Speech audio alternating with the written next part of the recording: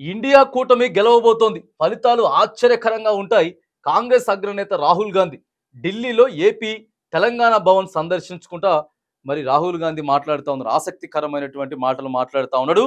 India కూటమి గెలవబోతా ఉన్నది. వాళ్ళు కేవలం మైకుల ముందుకొచ్చి అమిత్ షా తర్వాత ఇక మోదీ బీజేపీ నాయకులంతా కూడా 400 సీట్లకు పైగానే వస్తాయి. కాంగ్రెస్ పార్టీకి 40 సీట్లు కూడా వచ్చేటటువంటి అవకాశం లేనే లేదు అని చెప్పి ఏదైతే మాట్లాడుతా ఉన్నారో మొత్తం బోకర్ మాటలే, పైకే మాట్లాడుతున్నారు తప్ప లోపల భయం వెంటాడుతా ఉన్నది.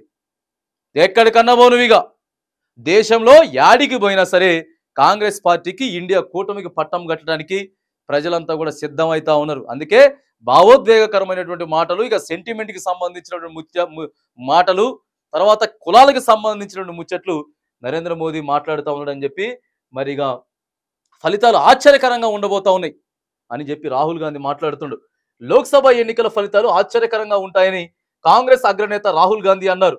గురువారం ఢిల్లీలోని ఏపీ, తెలంగాణ భవన్ కు వెళ్లిన రాహుల్ మాట్లాడుతూ ఎంపీ ఎన్నికల్లో ఇండియా కూటమి గెలవబోతుందని ధీమా వ్యక్తం చేశారు. ఢిల్లీలోని 7 సీట్లలోని విజయం సాధిస్తామని చెప్పి అన్నారు. ప్రధాని నరేంద్ర మోదీ రాజ్యాంగం, రిజర్వేషన్ల వంటి కీలక అంశాలపై దాడి చేస్తున్నారని చెప్పి ఆగ్రహం వ్యక్తం చేశారు. దేశ సంపదను అదానికి దోచిపెడుతున్నారని మండిపడ్డారు.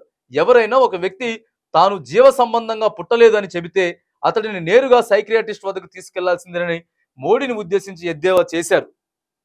ఇటీవల తనది సాధారణ జన్మ కాదని, తాను దైవాంశ సంభూతుడినని, దేవదూతనని, తన తల్లి బతికున్నంత కాలం తాను జీవ సంబంధంగా జన్మించినట్టుగానే భావిస్తానని, ఆ తర్వాత నుంచి మాత్రం తనను ఆ దేవుడే పంపించినట్టు భావిస్తానని మోడీ అన్న విషయం తెలిసిందే.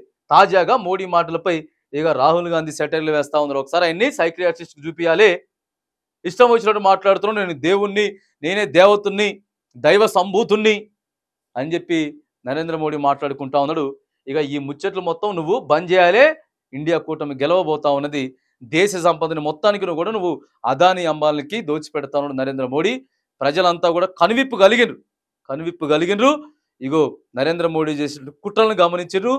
బీజేపీ పార్టీ ఏం చేస్తా ఉందనేదని వాళ్ళ అవలంబాలు, వాళ్ళు చేసేటటువంటి ఆ విషయాలన్నింటినీ కూడా, వాళ్ళు చేసే విషయాలన్నింటినీ కూడా దేశ ప్రజలు గమనించిర్రు. ఈసారి నిశ్చితంగా నెమ్మదిగా సైలెంట్గా ఓటేసి వచ్చారు.